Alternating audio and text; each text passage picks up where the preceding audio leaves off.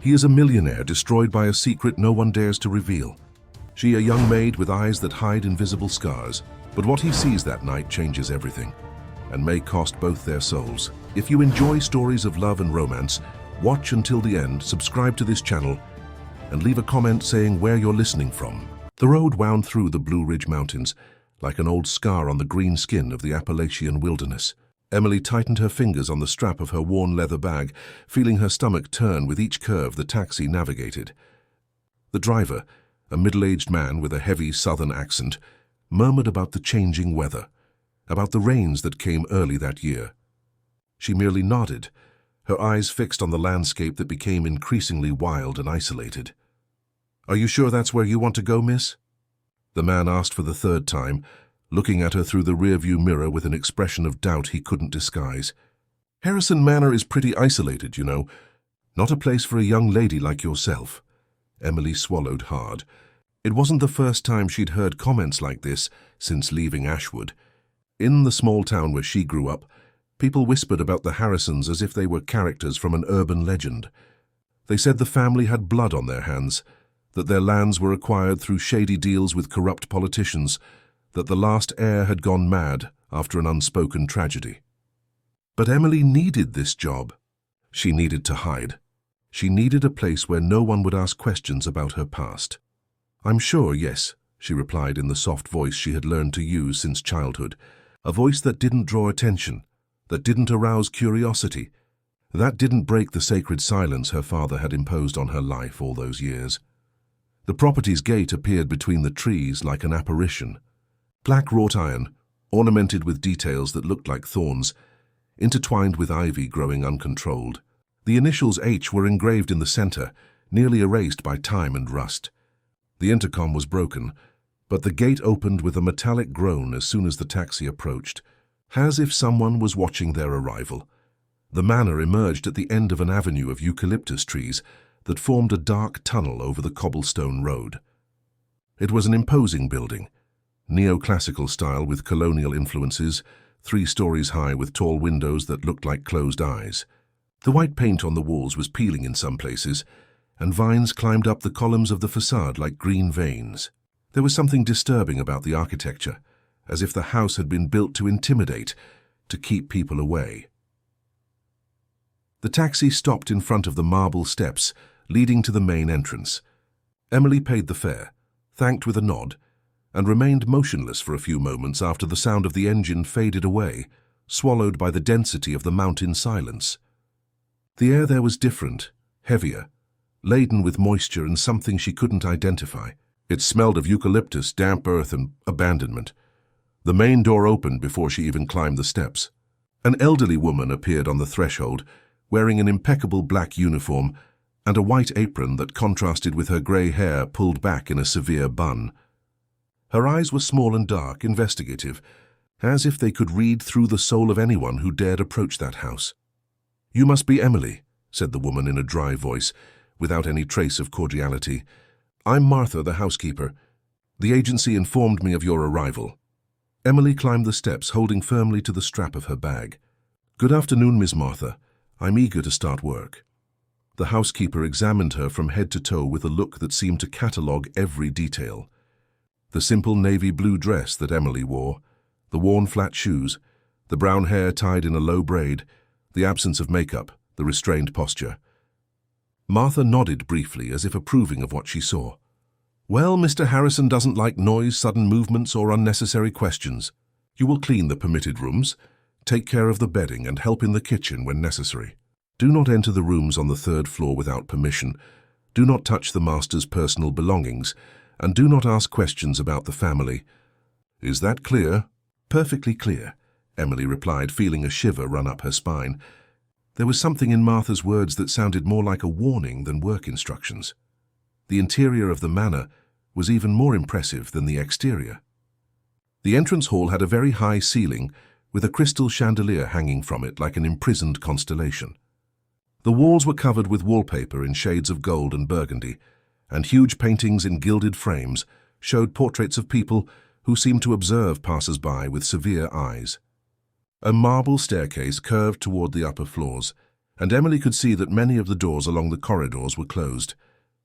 There was something disturbing about the atmosphere of the house. It wasn't just the silence, but the quality of that silence. It was as if the house was holding its breath, as if each room held secrets that could not be revealed.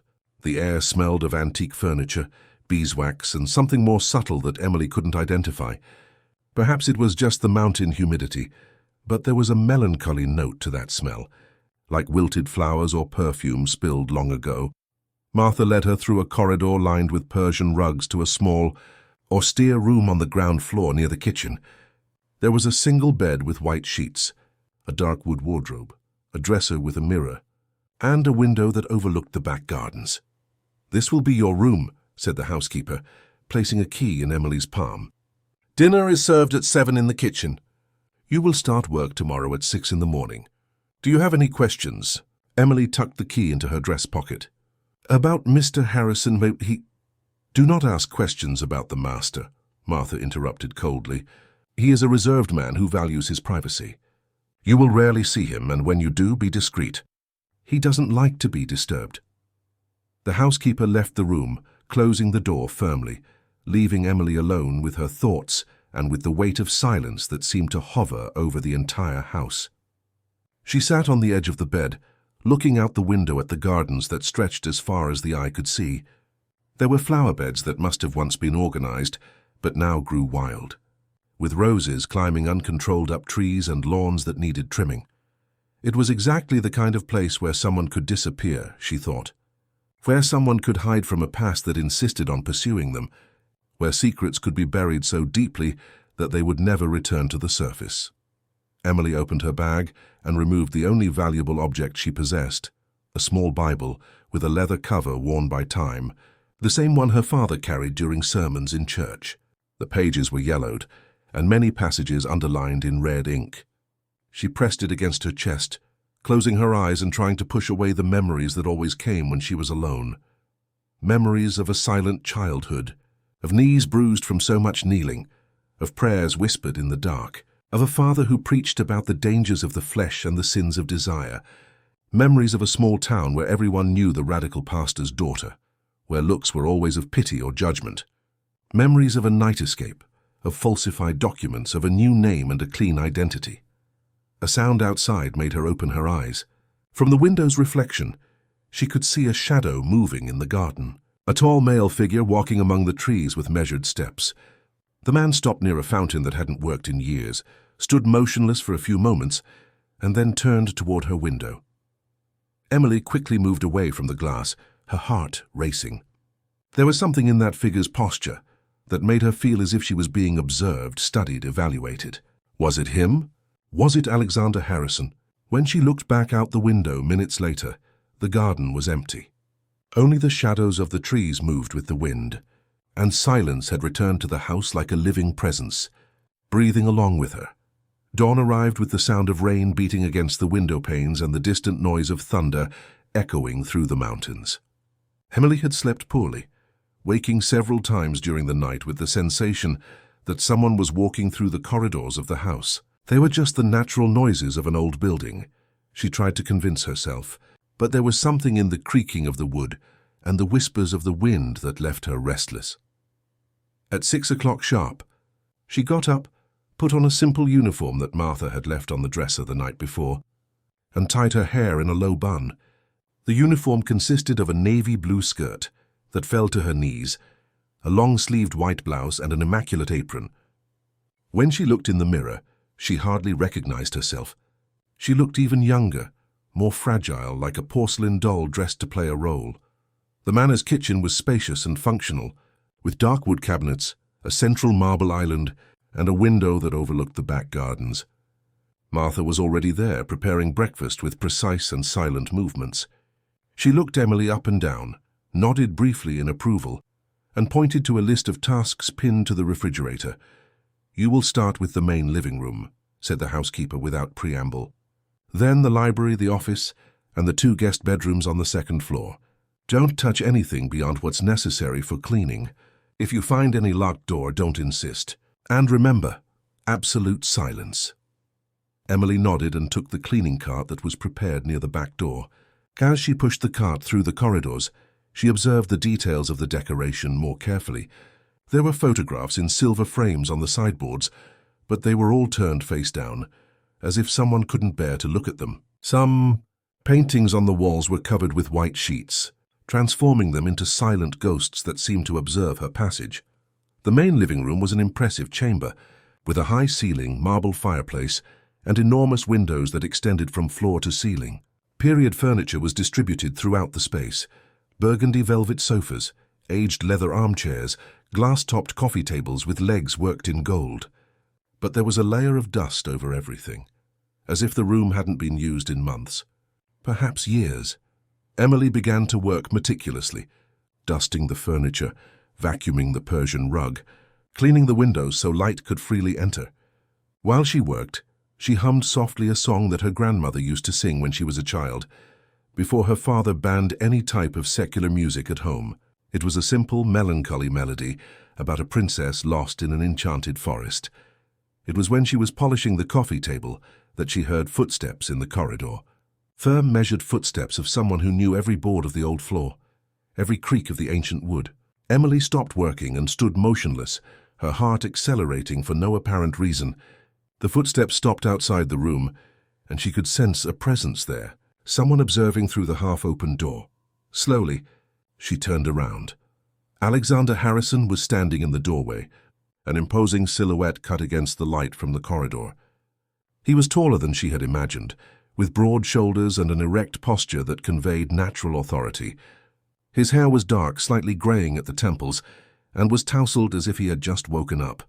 He wore a white shirt with the sleeves rolled up, dark pants, and was barefoot, which somehow made him more human, less intimidating.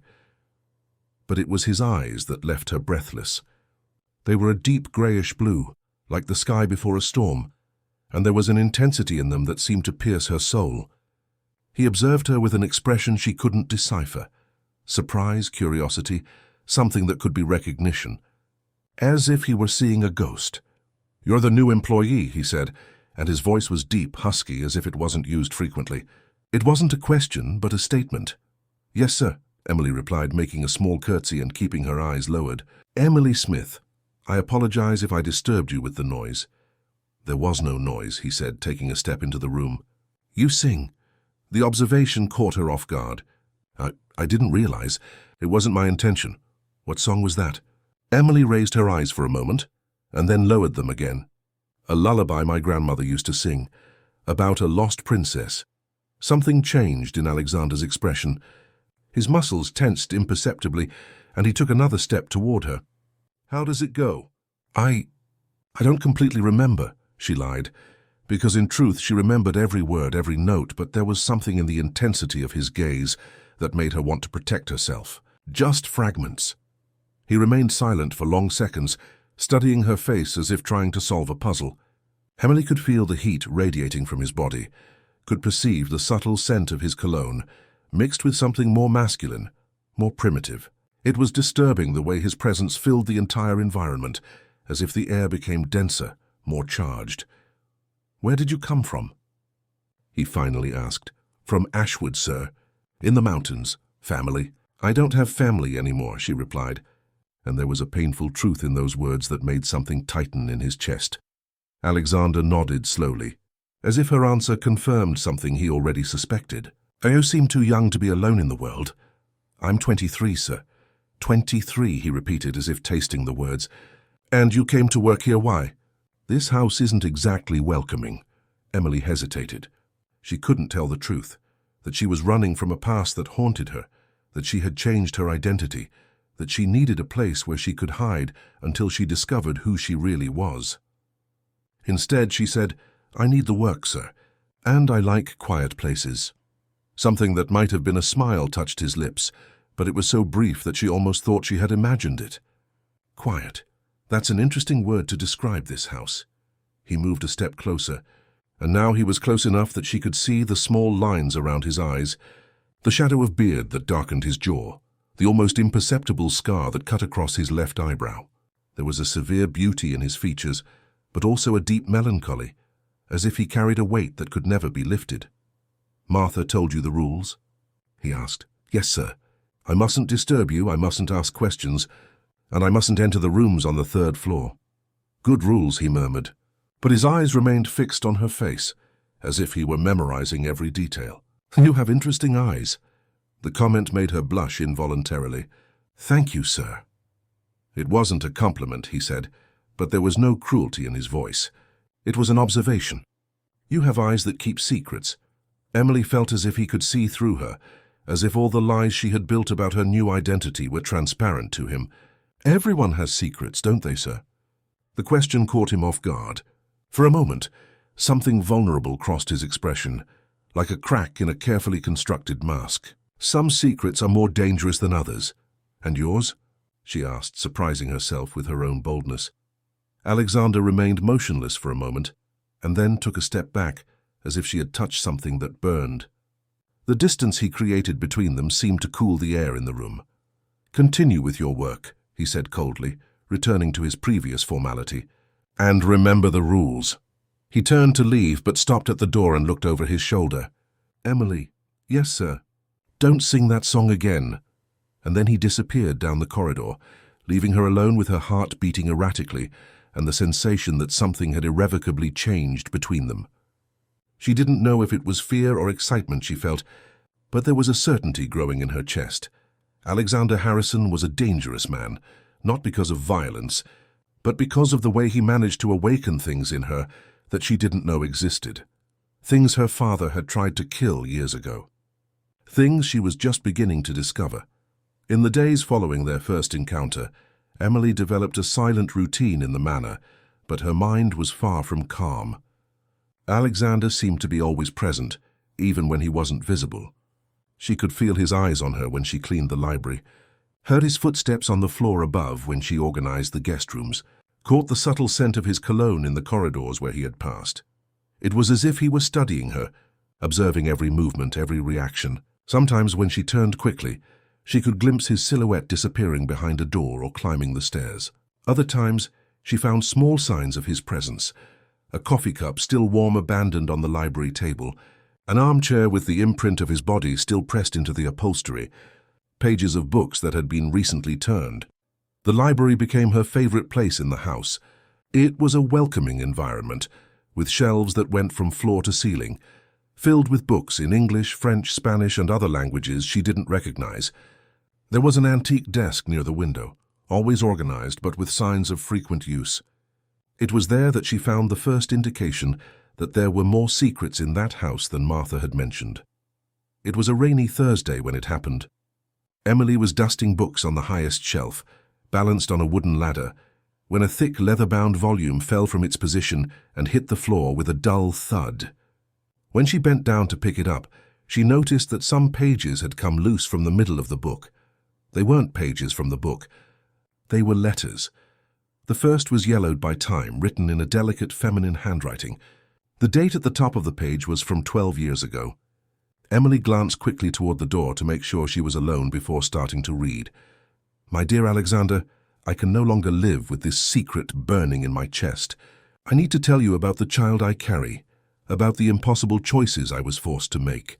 When you discover the truth about who I really am, about the lies I've built around myself, perhaps you'll understand why I must disappear from your life. There are people who will never forgive me for what I did, and I cannot allow my presence to bring disgrace upon you. The child. The child deserves a chance to live away from the shadows of my past. Forgive me for not having the courage to say this in person. Forgive me for loving you so much that I prefer to break my own heart rather than break yours, Rebecca. Emily read the letter 3 times before she could fully process what was written there. Rebecca, a woman who had disappeared from Alexander's life 12 years ago, carrying a secret and a child. A woman who had chosen to vanish rather than face the consequences of whatever she had done. Her hands were trembling when she picked up the second letter. This one was more recent, written in the same handwriting but on different paper. Alexander, I know I have no right to write after all these years, but there are things you need to know. The child, our daughter, she is no longer with me. I was forced to give her to people who promised to care for her, but now I discover that I may have made the biggest mistake of my life. There is a man, a fanatical pastor in a small town, who raised her as his own daughter, erasing any trace of her true origin. She must be in her early 20s now, and perhaps she will never know who she really is. If you can forgive me, if there's anything left of the love you once felt for me, help me find her.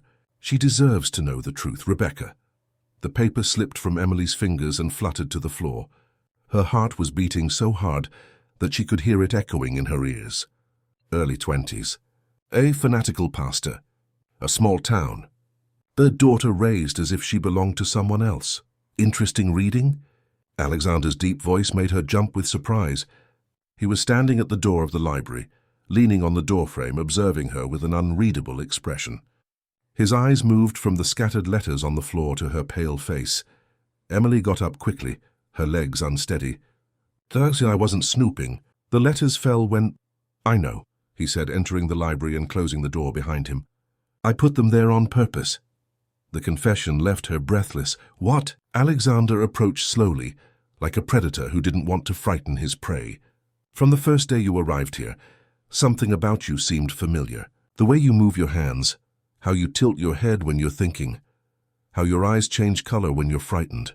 And then yesterday when you sang that song. He stopped a few steps from her, close enough for her to see the intensity in his eyes. It was Rebecca's favorite song, he said. A song she sang when she thought I wasn't listening. A song about a lost princess. Emily felt as if the floor was disappearing beneath her feet. That doesn't mean anything. Many people know that song. Do they? Alexander smiled, but there was no humor in the expression. It's a specific lullaby from the Ashwood region, passed from mothers to daughters for generations. Rebecca told me that once. He picked up one of the letters from the floor and handed it to her. Read it again. Carefully this time. With trembling hands, Emily took the letter and read once more the words that now seemed to jump off the page. A fanatical pastor. A small town. A daughter in her early 20s. Her mind tried to reject the possibility, but the puzzle pieces were fitting together in a way that terrified her. You think I am... She couldn't finish the sentence. I think you're the daughter Rebecca lost, Alexander said with a tense voice. I think you were raised by a man who wasn't your real father. And I think you ended up here not by chance, but because something was guiding you home. Emily shook her head violently. That's impossible. My father, the man who raised me. He told me about my mother. She died in childbirth. I have a birth certificate. Documents can be falsified, Alexander interrupted, especially when there are powerful people involved. People who wanted to erase any trace of the truth. She backed away from him, her back hitting the bookshelf. Why are you telling me this? If you really believe that I am her daughter, that means you and I... It means we're connected by a tragedy, he completed. It means you're the daughter of the only woman I ever truly loved. It means that what I was beginning to feel for you is...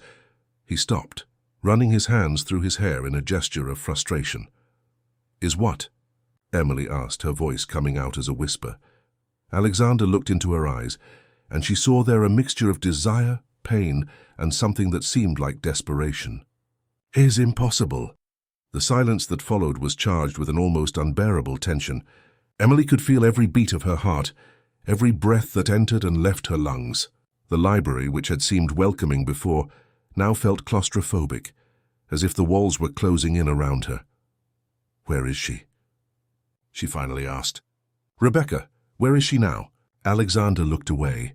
I don't know. You're lying. I'm protecting you. From what? He turned back to her, and there was a vulnerability in his eyes that she had never seen before. From the truth. Because the truth can destroy you the same way it destroyed me. Emily moved away from the bookshelf and took a step toward him, driven by a courage she didn't know she possessed.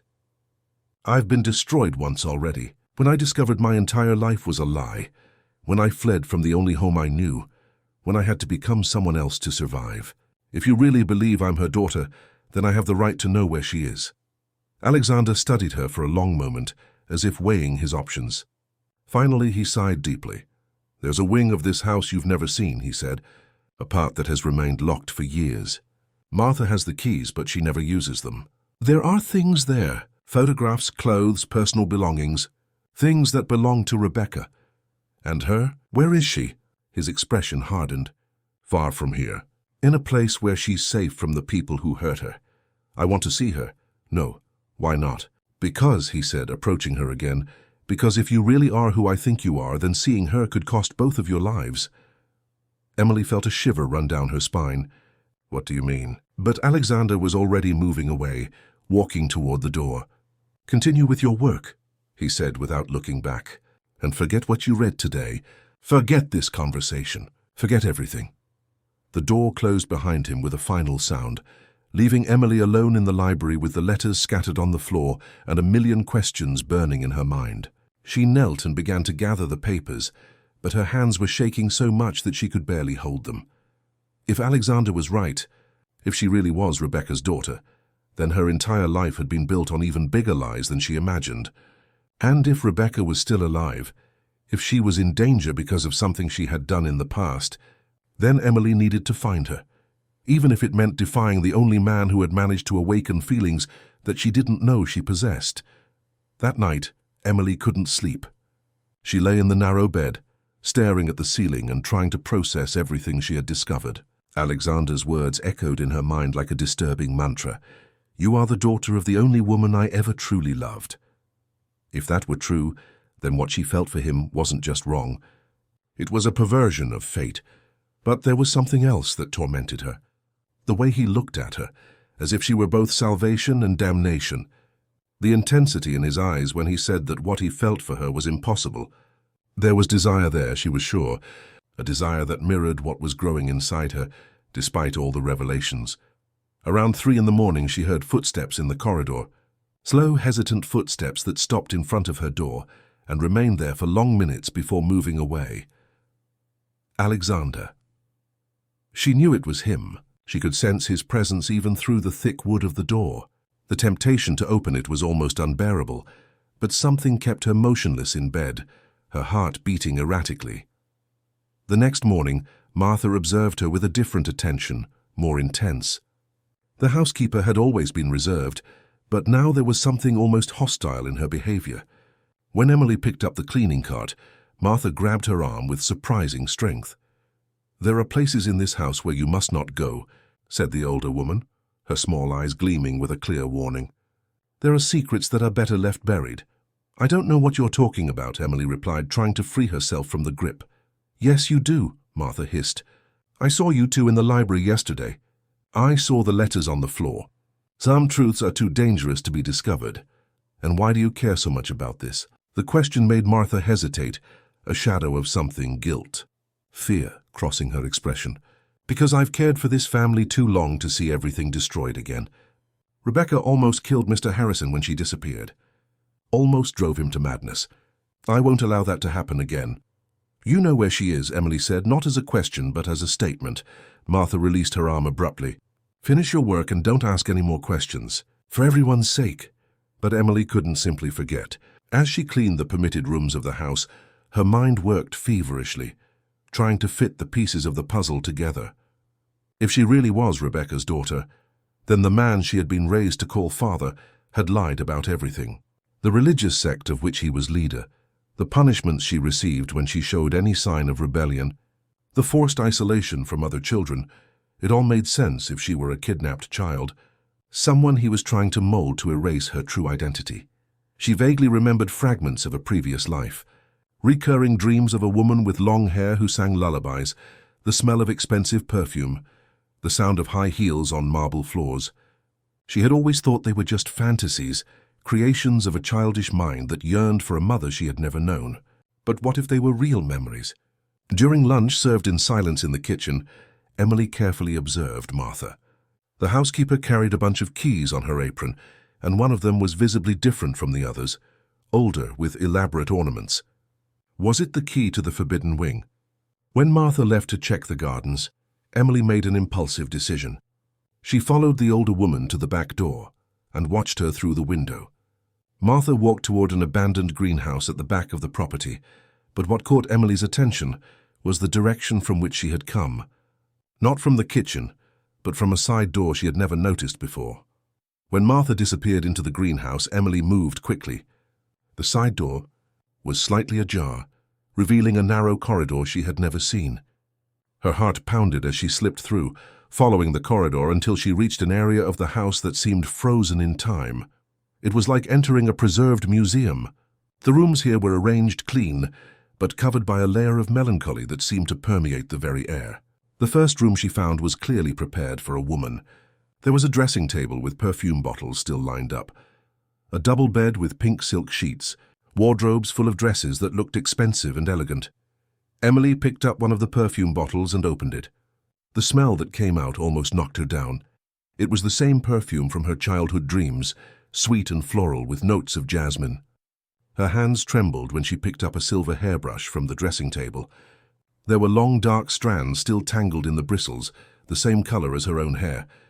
The second room left her breathless.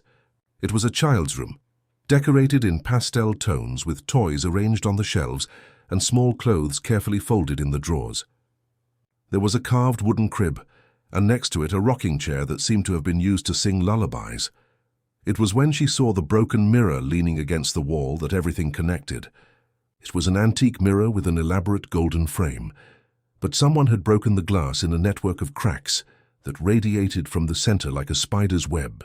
In the fragmented reflection, she could see pieces of herself multiplied, distorted, as if the mirror were trying to show all the people she could have been. "I knew you would come here." Emily turned quickly and found Alexander standing in the doorway. He didn't seem surprised or angry. In fact, there was a kind of resignation in his posture, as if he had been waiting for this moment. "Was this her room?" Emily asked, her voice coming out as a whisper. It was.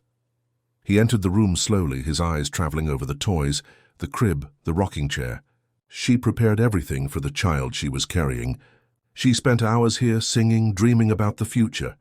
And then she disappeared. Then she told me the truth about who she was, about the people who were after her, about the dangers her presence brought to our family. And then she disappeared, taking the child with her. Emily approached the crib and ran her fingers over the wooden bars. "You didn't try to find her." "I tried," Alexander said, his voice laden with an old pain. "I searched for years. I hired private investigators, followed false leads, chased ghosts, until I discovered she had given the child to a fanatical pastor in Ashwood and disappeared again. And you didn't come for me." The question came out before she could control herself. Alexander looked at her with an intensity that made her take a step back. "I tried," he said. "When I finally discovered where you were, when I managed to confirm that you were indeed her daughter, I went to Ashwood. But you had already run away. You had disappeared just like your mother." Emily felt as if the world was spinning around her. You were looking for me. For years." He approached her slowly as if she were a frightened animal that might run away at any moment. "And then, 2 weeks ago, you appeared at my door as if you had been sent by destiny. You knew from the first day who I was." "I suspected. But when you sang that song, when I saw the way you moved your hands, when I looked into your eyes, I knew." They were very close now, close enough that she could feel the heat emanating from his body, close enough that she could see the small lines of tension around his eyes. "And now?" she asked. "Now that I know the truth?" Alexander raised his hand and touched her face delicately, his thumb tracing the line of her cheek. The touch sent a shiver through her entire body, awakening sensations she didn't know she possessed. "Now," he said, his voice husky and laden with desire, "now I need to decide if I'm strong enough to let you go. And if I don't want to go." The question seemed to break something inside him. His eyes darkened and he leaned in closer, so close that she could feel his breath on her lips. "Then," he whispered, "then we are both lost." The moment stretched between them like a thread about to break. Emily could feel her own body betraying all the lessons she had learned about purity and modesty. She wanted him to touch her, wanted to feel his hands on her skin, wanted to discover all the secrets her body held. But then, the sound of rapid footsteps in the corridor made them separate abruptly. Martha appeared at the door, her face red with anger and exasperation. "Mr. Harrison," she said, her voice trembling with indignation. "What is the meaning of this? How could you bring this girl here?" Alexander turned to the housekeeper, his posture hardening. "Martha, remove yourself." "I won't allow this to happen again," the older woman said, entering the room and positioning herself between them. "I won't stand by and watch you destroy everything we've built here." "We've built," Alexander repeated, his voice dangerously low. "Or you've built, How many other things have you hidden from me, Martha? How many other truths have you buried to protect me? The accusation hit the housekeeper like a slap. She paled and took a step back. I only tried to do what was best. Where is she? Alexander asked, approaching the woman with measured steps. Where is Rebecca? Martha looked quickly at Emily, and then back at Alexander. She doesn't want to be found. Lie. She's well. She's safe. That's all you need to know. Emily felt something ignite inside her. I have the right to see her. If she's really my mother, I have the right to know where she is. Martha turned to her with eyes full of desperation. You don't understand. There are people, powerful people who are still looking for her. If they discover where she is, if they discover that you exist, you will both be in mortal danger. What kind of danger? Alexander asked. But Martha just shook her head, her lips sealed. It was clear that there were deeper, more dangerous secrets waiting to be discovered, and Emily was determined to discover all of them, no matter the cost. The tension in the house became almost palpable in the days that followed. Martha watched Emily's every move with hawk eyes, while Alexander seemed to be constantly on the verge of an explosion. He walked the corridors like a caged animal, muscles tense, fists clenched, as if fighting against some internal force that threatened to destroy him. Emily continued with her tasks, but now each room in the house seemed to carry new meanings. She saw Rebecca everywhere, in the perfume that still permeated some curtains, in the books with marked pages she found on the shelves, in the photographs turned face down that she now dared to look at when Martha wasn't around. Rebecca had been beautiful. It was impossible to deny when Emily finally saw her face in the hidden photographs. Long dark hair like her own, but with natural waves that fell like silk over her shoulders. Large, expressive eyes, but of a different color, green where Emily's were brown. The shape of the face, however, was astonishingly similar. The same line of the jaw, the same delicate nose, the same curve of the lips. But there was something in Rebecca's eyes in the photographs that disturbed Emily. A deep sadness, a melancholy that seemed rooted in her soul. Even in the photos where she was smiling next to Alexander, and there were many of them, there was a shadow in her expression, as if she knew that happiness was temporary. In one of these photographs, Rebecca wore a dark blue dress with silver embroidery, and Emily remembered seeing it in the wardrobe of the forbidden room. That night, when the house was plunged into silence, she returned to the closed wing. The dress fit perfectly on her body, as if it had been made specifically for her. The fabric was luxurious, pure silk that slipped over her skin like water. When she looked in the broken mirror, for a moment she had the impression of seeing Rebecca looking back at her. It was then that she heard the footsteps. Alexander appeared in the doorway of the room like an apparition. He had been drinking. She could smell the whiskey emanating from him, and his eyes were glazed, lost somewhere between the present and the past. Rebecca, he murmured, and the word came out like a desperate prayer. No, Emily said softly, turning to face him. It's me, Emily. But he shook his head as if trying to ward off a hallucination. You're wearing her dress. You're standing in the exact place where she used to stand. He approached slowly, staggering slightly.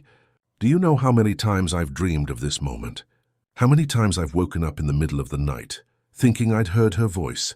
Emily took a step back, but he continued approaching. Alexander, you've had too much to drink. You should go rest. Rest, he repeated with a bitter laugh. I haven't rested for 12 years. Not since she disappeared from my life, as if she had never existed.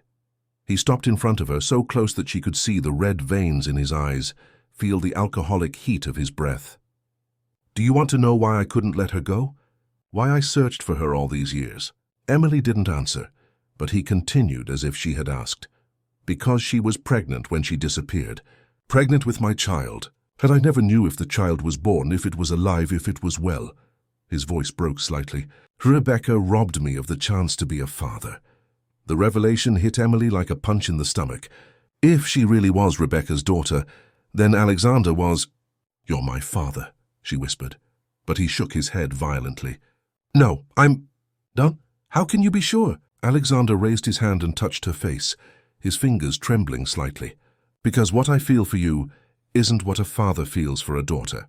Because when I look at you, I don't see my lost child. I see a woman who reminds me what it's like to be alive. The touch of his fingers on her skin sent waves of heat throughout Emily's body. It was wrong, she knew. Everything about that situation was wrong, but there was something in the way he looked at her, in the raw vulnerability in his eyes that made her heart race. "Then whose daughter am I?" she asked. "I don't know," he admitted. "Rebecca had many secrets, many things she never told me. Perhaps you're the daughter of another man, someone she knew before me. Or perhaps—" He stopped as if considering something terrible. "Perhaps what?" "Perhaps you're not Rebecca's daughter," he said slowly. "Perhaps you're something else entirely." Before Emily could ask what he meant, Alexander leaned in and captured her lips with his. The kiss was desperate, hungry, laden with years of repressed pain and desire. Emily should have pulled away, should have protested. But instead she found herself returning the kiss with a passion she didn't know she possessed. His hands tangled in her hair, pulling her closer, while she clung to his shoulders to keep from falling. The taste of whiskey on his lips mingled with something deeper, more primitive, that made her entire body vibrate with need. When they finally separated, they were both breathing heavily. Alexander rested his forehead against hers, his eyes closed. "This is madness," he murmured. "I know," she replied, but didn't pull away. "If you're really her daughter—" "But you said you're not my father." "No," he said, opening his eyes and looking intensely at her. "But you could be my half-sister, or my niece, or have some other family connection that makes this impossible." The possibility should have horrified her, but all Emily could feel was the frustration of having something she desperately wanted always out of reach. "And if I'm not?" she asked boldly. "If there's no family connection between us?" Alexander studied her face for a long moment. "Then," he finally said, "then we would be free to explore this thing that's growing between us."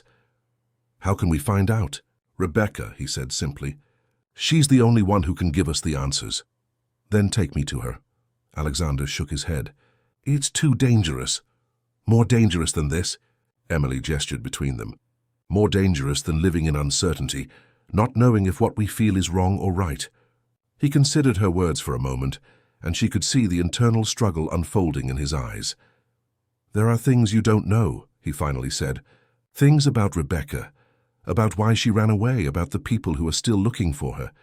Then tell me." Alexander sighed deeply and moved away from her, walking to the window. "Rebecca wasn't who she claimed to be when I met her. Her real name was Rebecca Montgomery, the daughter of a corrupt senator from D.C. She had witnessed her father in illegal dealings with drug traffickers and corrupt politicians. When she tried to report him, he threatened to kill her." Emily felt a shiver run down her spine. "And she ran away?" "She faked her own death," Alexander continued. "Changed her identity, came to Virginia, started a new life. That's how we met. But the past always catches up with you, doesn't it? After she got pregnant, her father's men found her. They said if she didn't return and keep her mouth shut, they would kill not only her but any child she had. And that's why she disappeared. She told me everything on the last night we spent together. Said she had to leave to protect the child, to protect me. Promised she would return when it was safe." His voice became bitter. "That was 12 years ago." Emily processed the information slowly. "And you think I'm that child?" "I did," he said, turning back to her. "But now I'm not sure of anything anymore. You're the right age, you were raised in the right region, but there are things that don't fit." "Like what?" "Your appearance, for starters. Rebecca had green eyes and you have brown eyes. You have some physical characteristics that she didn't have. And there's something else, sir?" He hesitated, as if he didn't want to continue. "What?" "Rebecca was only 3 months pregnant when she disappeared. If you were her daughter, you would have been born premature. But you look like you were born at term." The revelation left Emily stunned. "So I'm not—" "I don't know who you are," Alexander admitted. "But there's only one way to find out. By taking me to Rebecca." "Yes, but Emily—" He approached her again, taking her hands in his. "If we do this, there's no going back. If Rebecca is still being sought after, if there are still people who want to kill her, then by looking for her, we will be putting all our lives at risk." Emily looked at his hands holding hers, feeling the strength and warmth that emanated from his touch. "I need to know," she said. "I need to know who I am, where I came from, why I'm here. And if that means taking risks, then we'll do it together." Alexander said, raising her hands and gently kissing her fingers. "But first there's something I need to do." "What?" He looked into her eyes with an intensity that made her stomach clench. "I need to talk to Martha, because if anyone knows exactly where Rebecca is, it's her. And this time she's going to tell me the truth, even if I have to pry it out of her."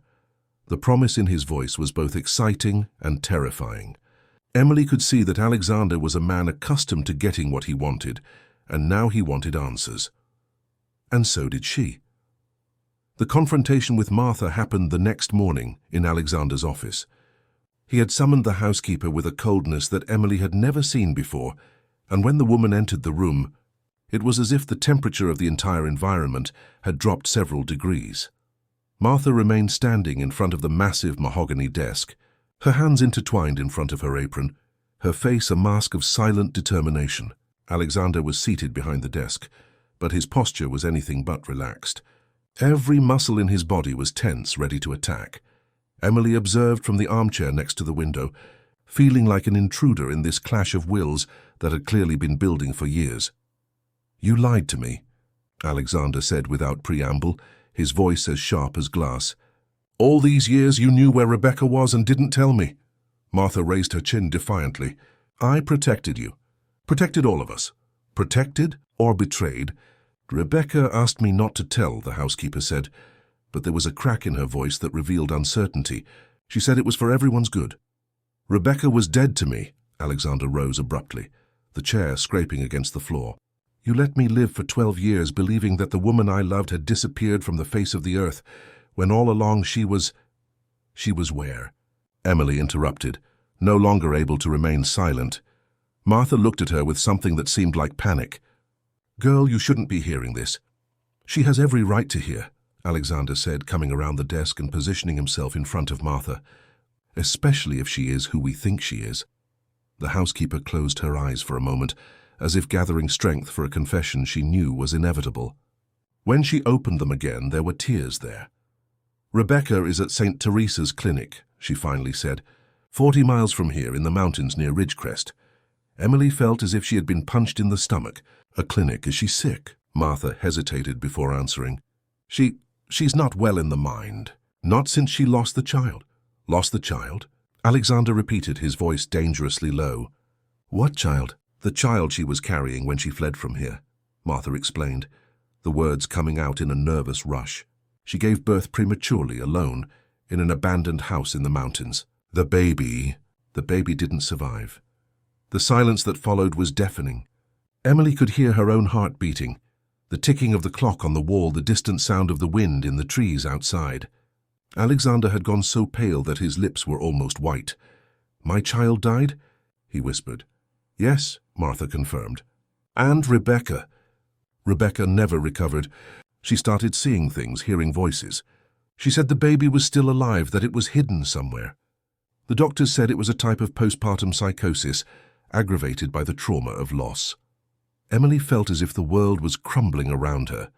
If Rebecca's baby had died, then she definitely wasn't her daughter. But then, who was she? Why were there so many similarities? Why did she sing the same song that Rebecca sang? "Why did you never tell me?" Alexander asked, and there was a raw pain in his voice that broke Emily's heart. "Because you were already destroyed," Martha answered. "Because I knew that if you knew where she was, you would go after her. And the doctors said that seeing you could worsen her condition. And you decided this for me," Alexander said, anger beginning to replace the pain in his voice. "You decided that I didn't have the right to know that my child had died, that the woman I loved was suffering in a psychiatric clinic." Martha began, but he interrupted her. 12 years, he shouted, punching the desk with enough force to make the objects on it jump. 12 years of my life wasted, 12 years I could have used to help her, to be by her side. Martha took a step back, clearly frightened by the explosion of anger. "Mr. Harrison, please, get out," he said coldly. "Get out of my house now." "Sir, get out." The housekeeper ran out of the office, leaving Alexander and Emily alone in the heavy silence that followed the storm.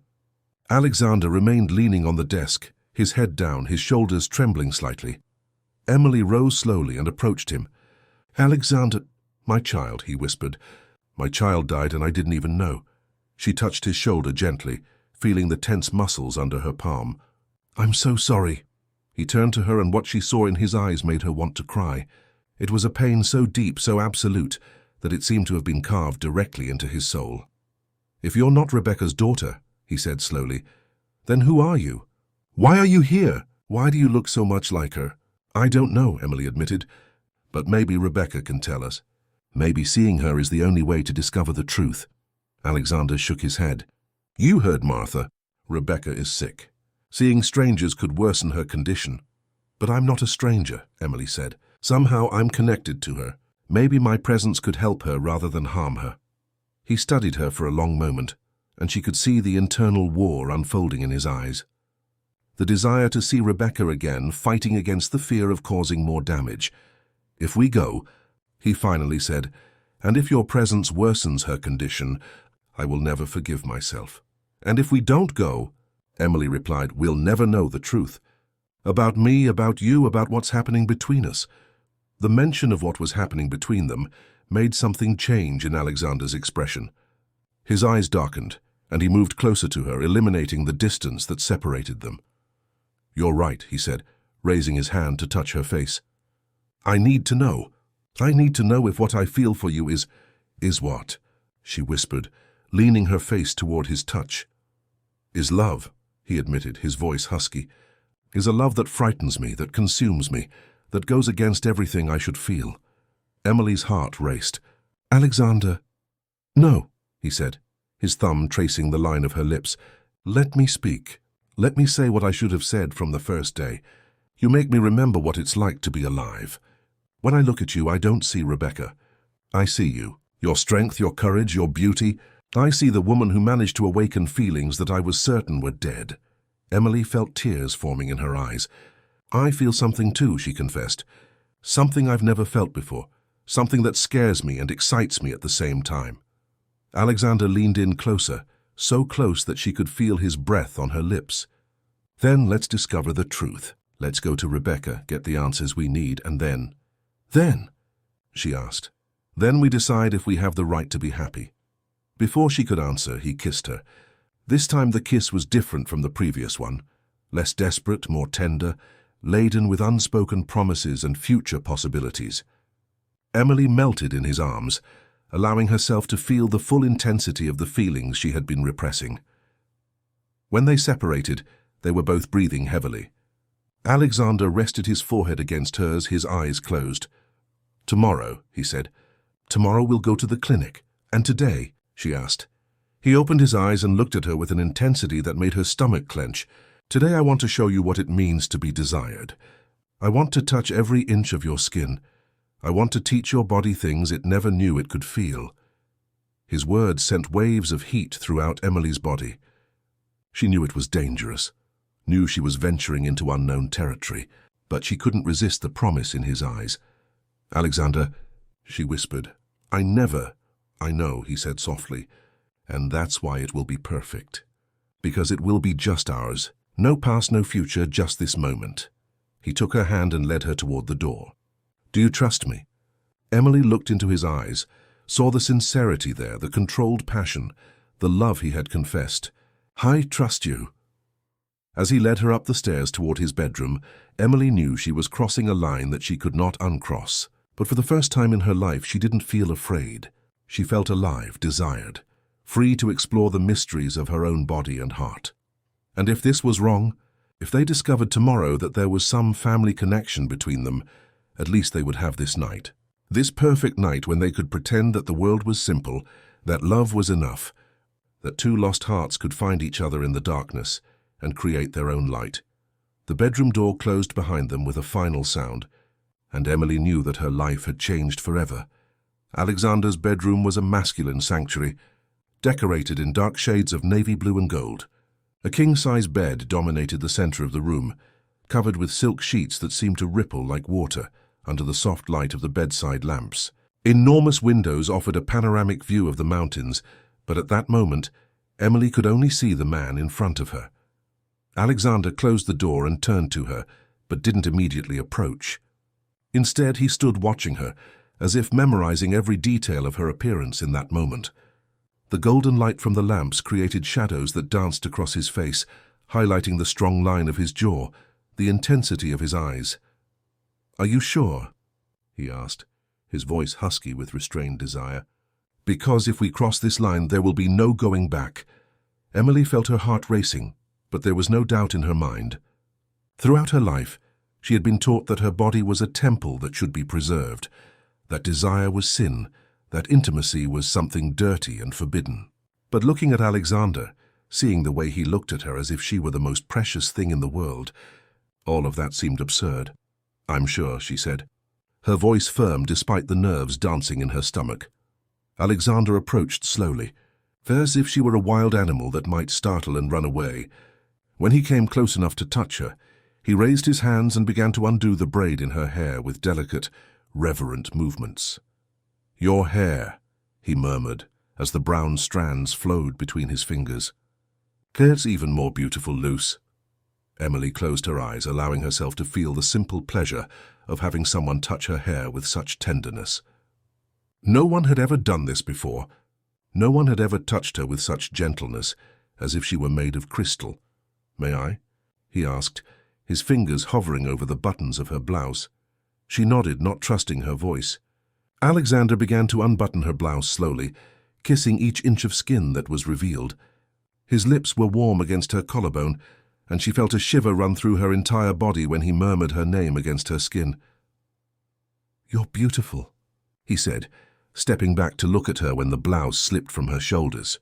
"More beautiful than any fantasy I could have created." Emily felt her face flush but didn't try to cover herself. There was something in the way he looked at her that made her feel powerful rather than vulnerable. For the first time in her life, she felt proud of her own body.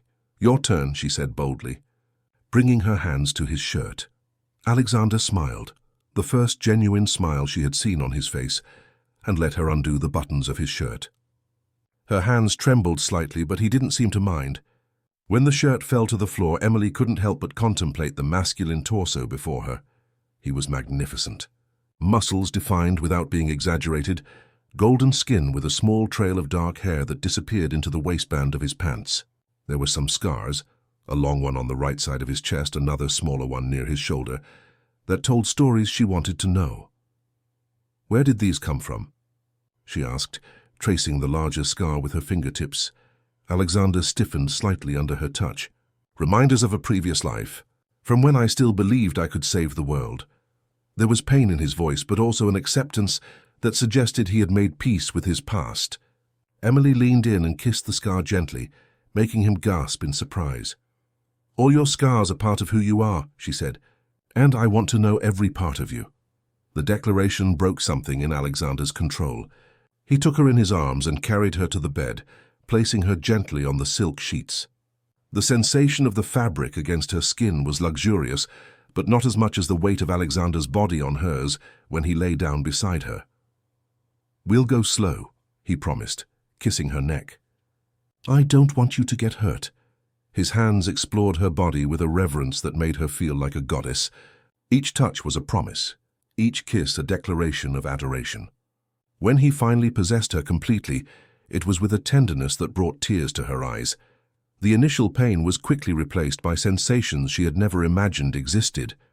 Alexander guided her through each new discovery, whispering words of encouragement and love in her ear, until she lost herself completely in the pleasure that built in growing waves inside her. When they finally reached climax together, Emily understood for the first time why people called this making love. It wasn't just physical, it was a connection of souls, a fusion of two hearts that had been lost and finally found each other. Afterward, they remained intertwined in the sweaty sheets, their hearts gradually returning to normal rhythm. Alexander traced lazy circles on her back, and Emily rested her head on his chest, listening to the steady beats of his heart. "No regrets?" he asked softly. "None," she answered without hesitation. "And you? How could I regret the most perfect thing that's ever happened to me?" They were silent for a few moments, absorbing the magnitude of what had happened between them.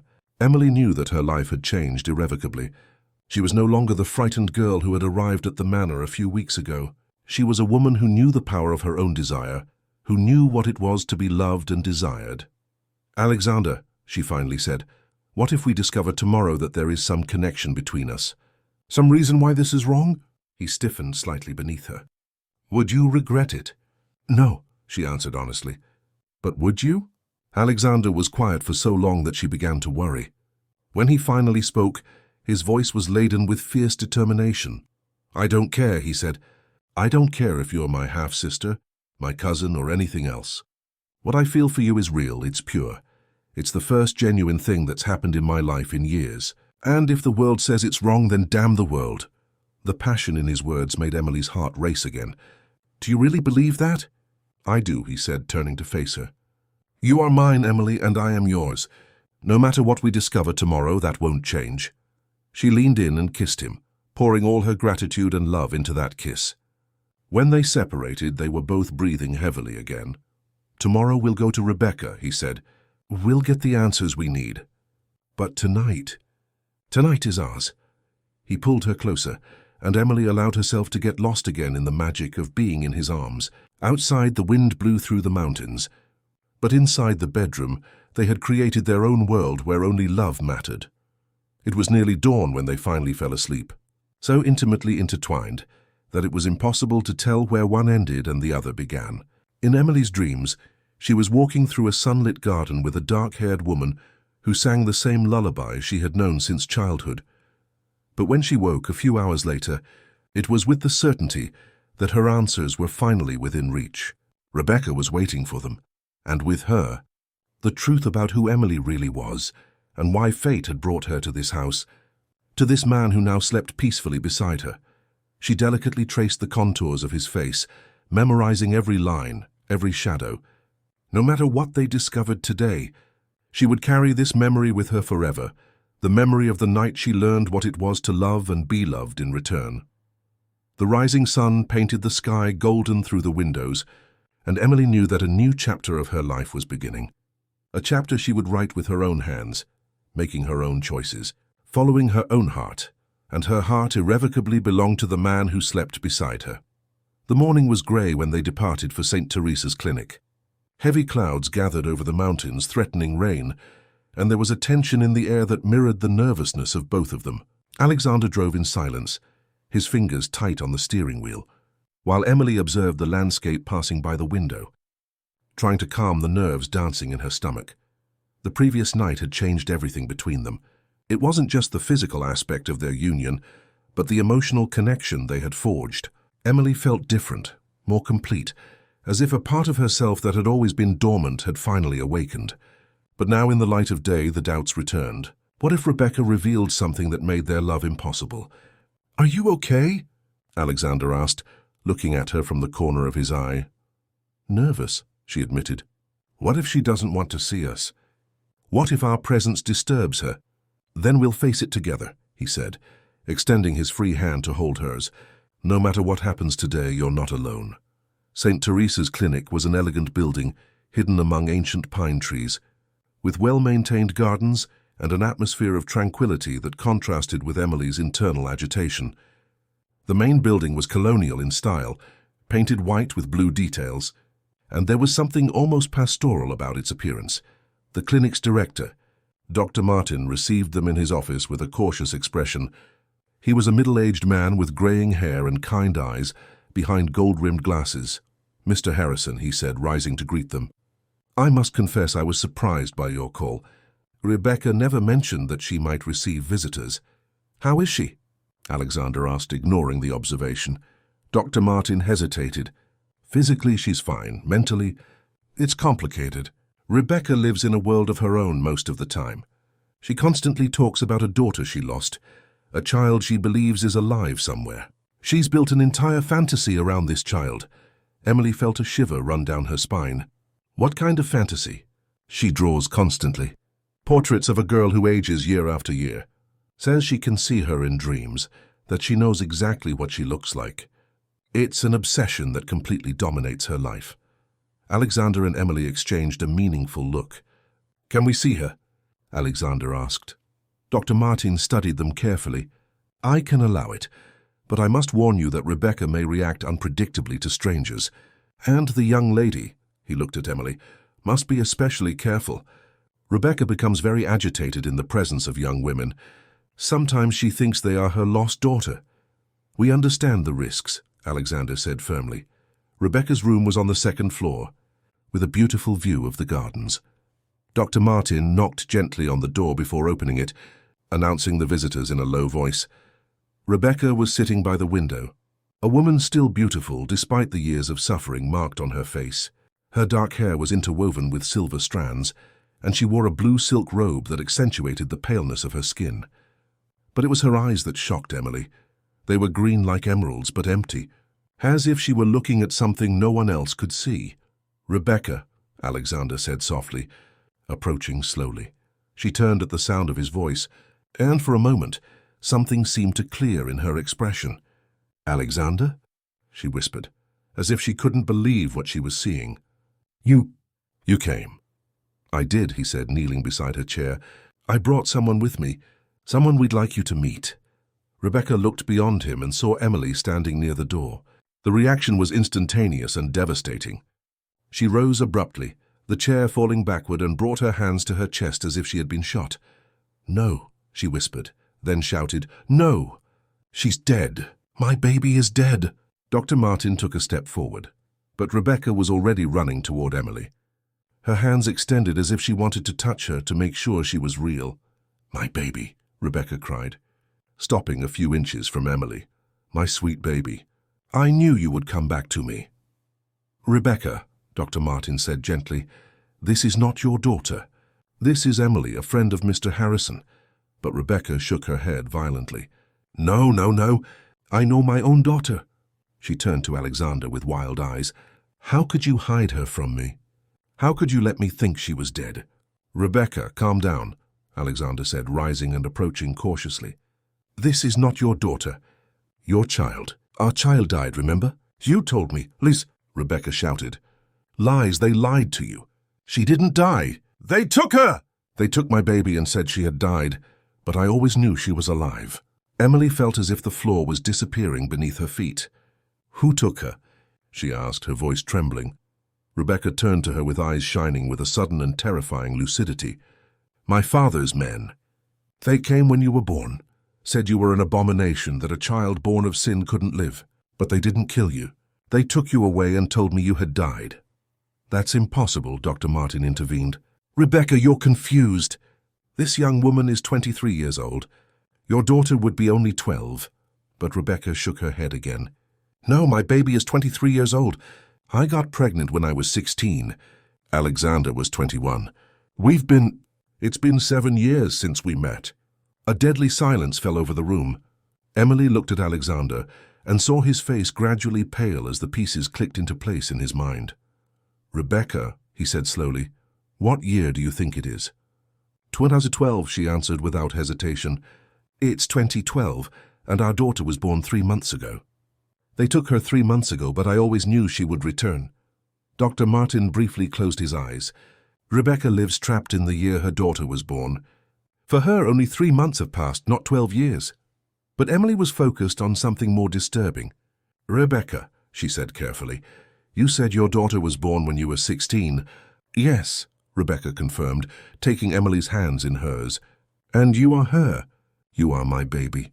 I always knew you would come back to me." Alexander was doing calculations in his mind, and Emily could see the horror growing in his eyes. If Rebecca was right, if she really had given birth at 16, then her daughter would indeed be a young woman of 23. And if the senator's men had really taken the child instead of killing her, "The pastor," Emily whispered, "the man who raised me, he always said he found me abandoned, that God had placed me in his path.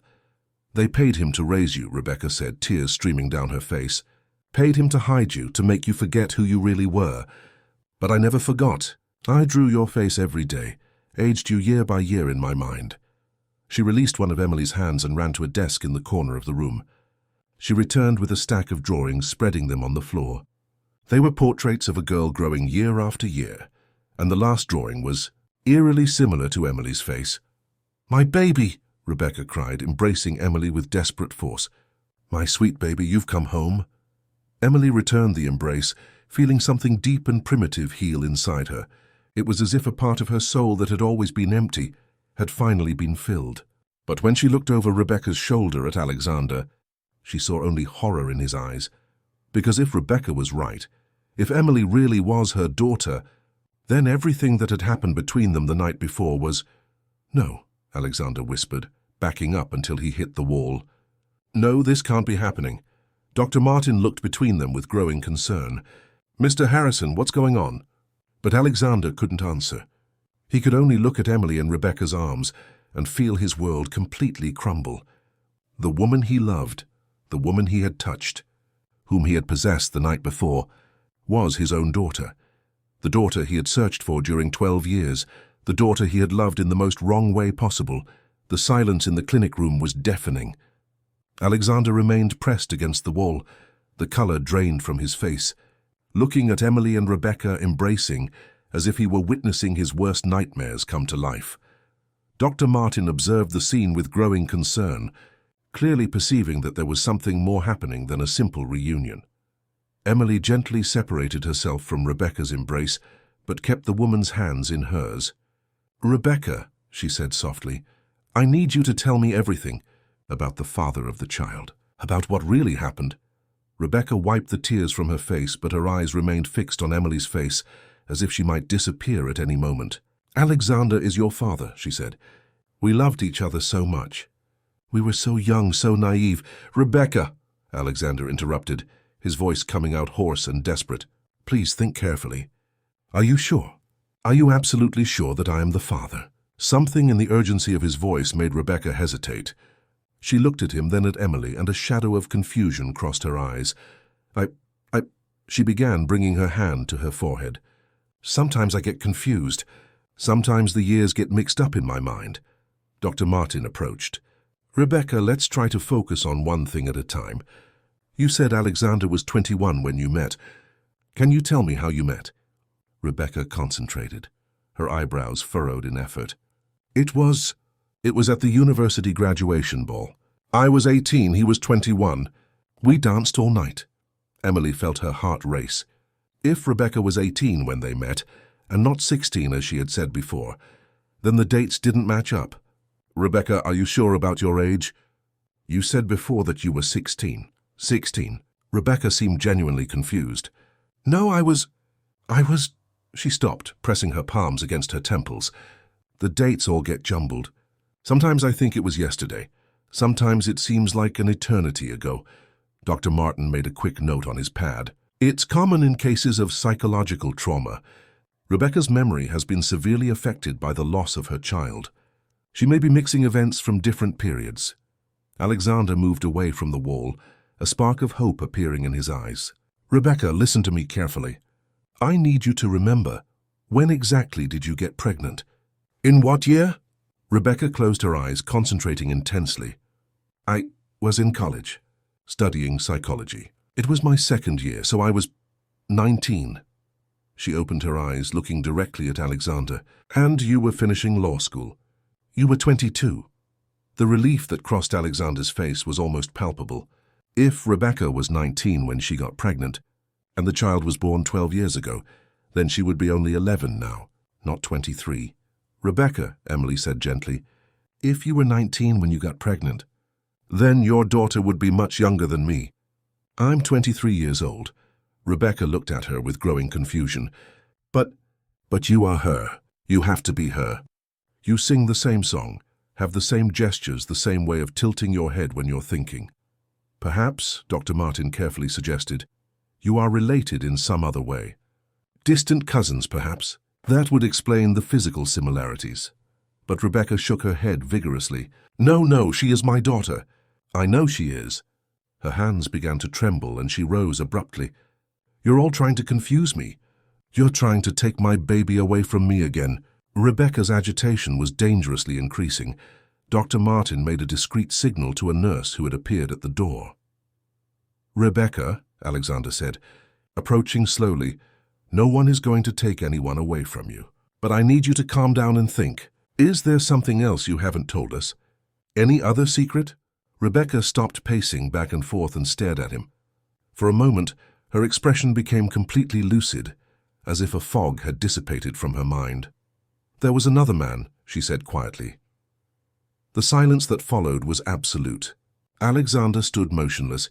Emily held her breath, and even Dr. Martin stopped writing. "What other man?" Alexander asked, his voice dangerously controlled. Rebecca sat heavily in the chair, her hands trembling. "Before I met you, I was involved with someone. An older man, powerful. It was a complicated situation." "Who was he?" Emily asked. "Colonel Robert Smith," Rebecca whispered. He was married, much older than me, and violent, very violent." Emily felt as if she had been punched in the stomach. Smith, the same surname she had adopted when she created her new identity. It couldn't be coincidence. "Go on," Alexander said, his voice tense. "When I managed to free myself from him, when I ran away to Virginia, I discovered I was pregnant. I didn't know whose child it was, his or another man who had used me." Rebecca began to cry again. "When you found me, Alexander, when we fell in love, I lied.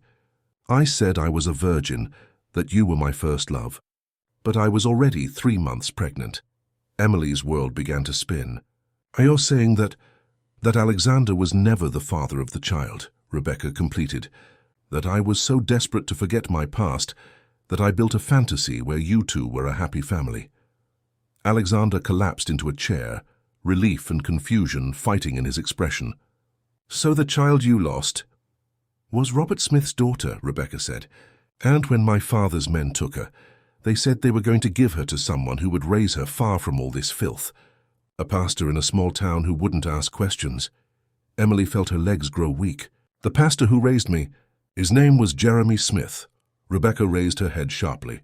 "Jeremy, yes, yes!" That was the name. "Robert's brother." They said he was a religious fanatic, that he would raise the child in purity away from the sins of the world. The puzzle pieces finally fit together definitively. Emily was not Alexander's daughter. She was the daughter of Colonel Robert Smith, a man who had apparently abused Rebecca when she was young. The pastor who had raised her was this man's brother, and had received orders to erase any trace of her true origin. "My God," Dr. Martin murmured. "This is one of the most complex stories of family trauma I've ever witnessed." Alexander stood up and walked to Emily, who was pale and trembling. "Are you okay?"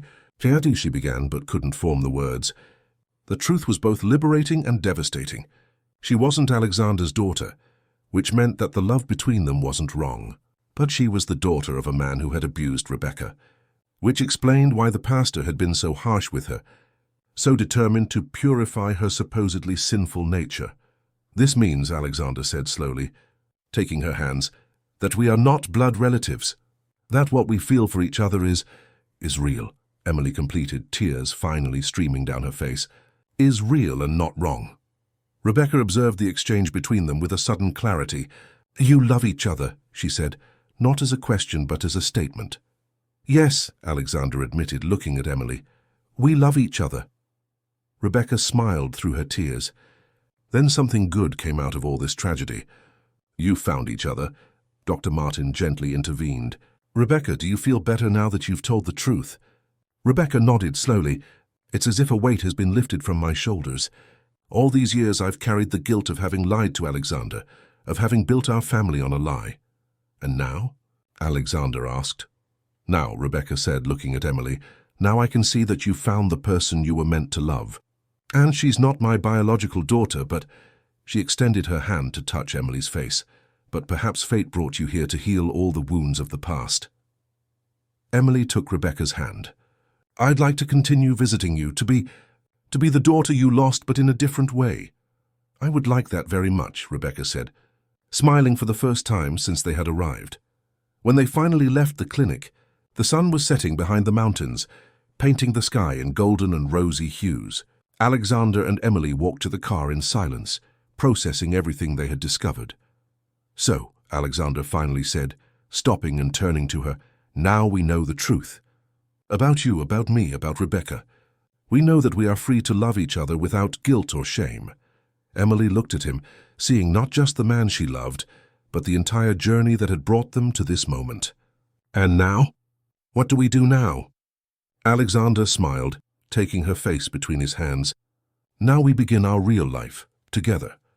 Without secrets, without fears, without the weight of the past holding us back. He kissed her right there in the clinic's parking lot as the sun set and a new life began for both of them. 6 months later, Harrison Manor had completely transformed. The windows that had remained closed for years were now open, allowing sunlight to flood the rooms that had previously lived in shadows. The sheets that covered the furniture had been removed, revealing the hidden beauty of the decoration. The gardens, once wild and abandoned, now flourished under the care of gardeners hired by Emily. She walked through the corridors of the house with a confidence she had never possessed before. She wore an emerald green dress that accentuated her eyes, her hair falling loose in soft waves over her shoulders. She was no longer the frightened, modest girl who had arrived there looking for work. She was a woman who knew her own power, who had faced her demons and emerged victorious. Alexander watched her from the library, a smile touching his lips, as he saw her arranging fresh flowers in the crystal vase in the main hall. In the last few months, he had become a different man. The darkness he carried had been replaced by a light that emanated from within. Emily's love had transformed him, just as his love had transformed her. "Are you ready?" he asked, approaching and wrapping his arms around her waist from behind. Emily leaned against his chest, feeling the familiar warmth of his embrace. "Almost. I just want everything to be perfect when she arrives." Rebecca had progressed significantly in her recovery over the last few months. Emily's regular visits had helped restore a sense of purpose and stability to her. Dr. Martin had authorized her first visit to the manor that day, an important milestone in her healing journey. "She'll be impressed with what you've done with the house," Alexander said, gently kissing her neck. "You've brought life back to this place." "We brought it back," Emily corrected, turning in his arms. "We did this together." He looked at her with that intensity that still made her heart race even after all those months. "There's something I want to give you before Rebecca arrives." Emily raised an eyebrow, curious. "What is it?" Alexander took her hand and led her to the library, where a small blue velvet box sat on the desk. Emily's heart began to beat faster when she realized what it was. "Alexander," she whispered. He picked up the box and knelt before her, opening it to reveal a stunning ring. It was an emerald surrounded by diamonds, delicate but impressive, clearly a family heirloom. "Emily Smith," he said, his voice laden with emotion. "You brought light to my darkness, love to my dead heart, hope to my lost soul.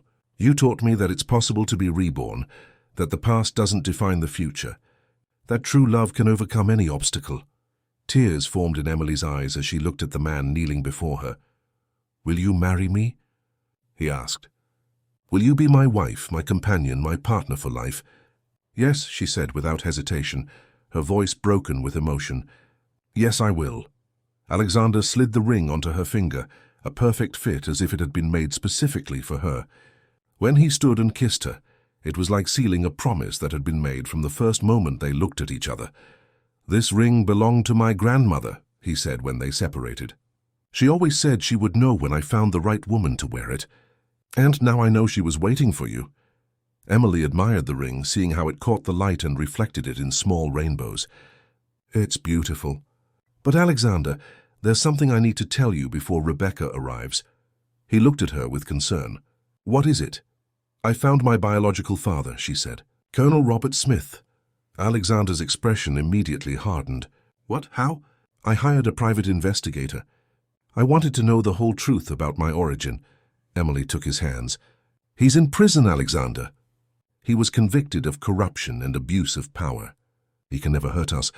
And you, did you want to see him?" Emily shook her head. "No, he was never my real father. The man who raised me, as rigid as he was, at least tried to give me a life.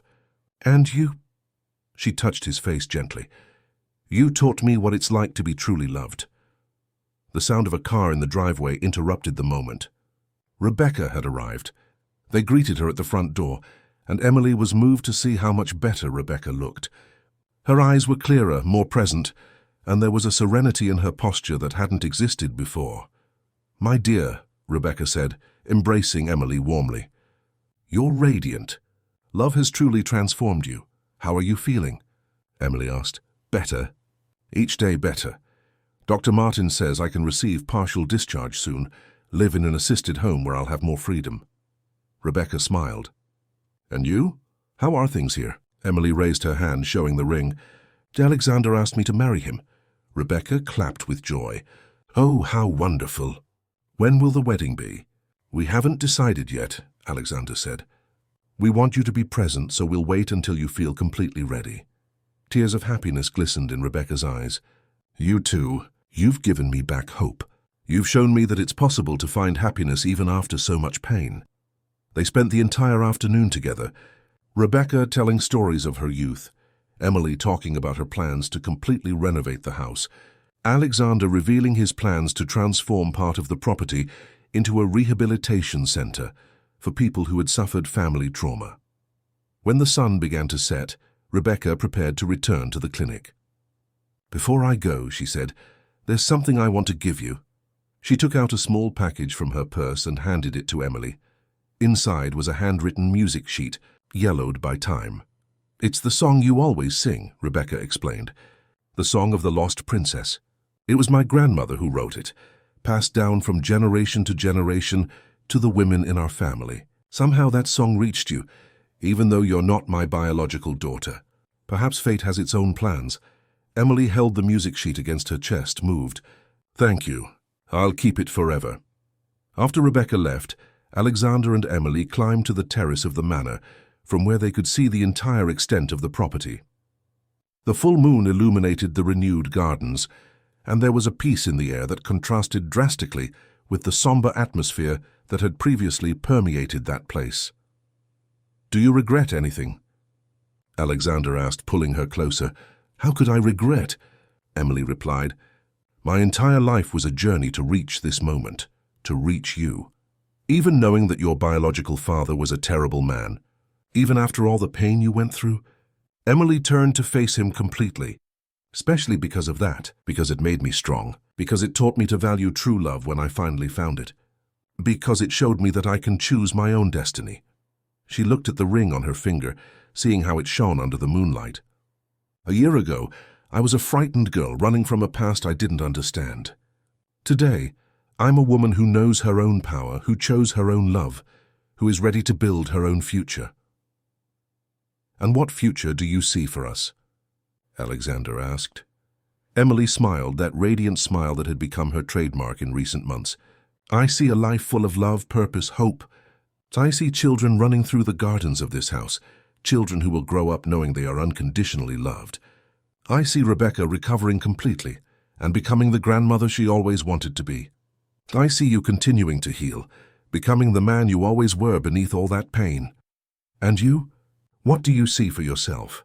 "I see a woman who finally found her place in the world. A woman who no longer needs to run, who no longer needs to hide, who can be exactly who she is without fear or shame." She leaned in and kissed him softly. "I see Alexander Harrison's wife, and it's the most important role I've ever played in my life." They remained embraced on the terrace until late at night, planning their future, talking about their dreams, celebrating the love that had overcome all obstacles. The manor around them was no longer a mausoleum of painful memories, but a home full of promises and possibilities. When they finally retired to the bedroom they now shared, Emily looked one last time through the window at the gardens bathed in moonlight. There were no more